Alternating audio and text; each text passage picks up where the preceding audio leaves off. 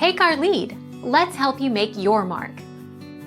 Our goal is your satisfaction. Let us show you the way.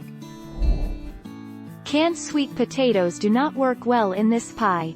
Furthermore, don't boil your sweet potatoes. Boiling produces a pie filling that is watery and diluted.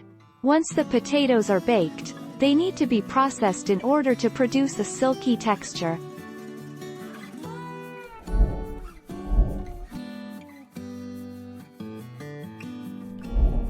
Make your mark. Take our lead.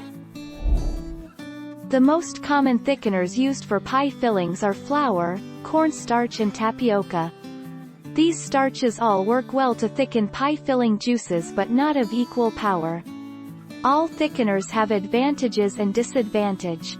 The trick is to use just the right amount to achieve the desired thickness after the pie is baked.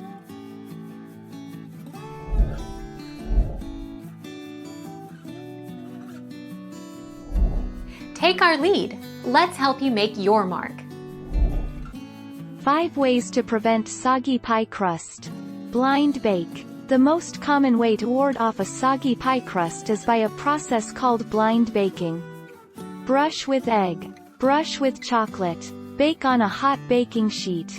Keep moisture out.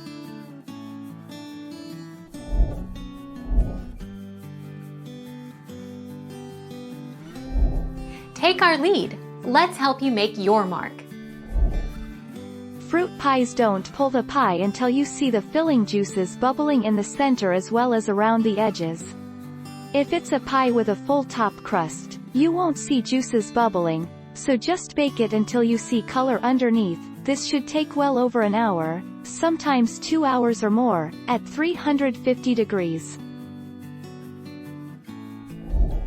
Thank you for watching. Please subscribe and hit the bell notification.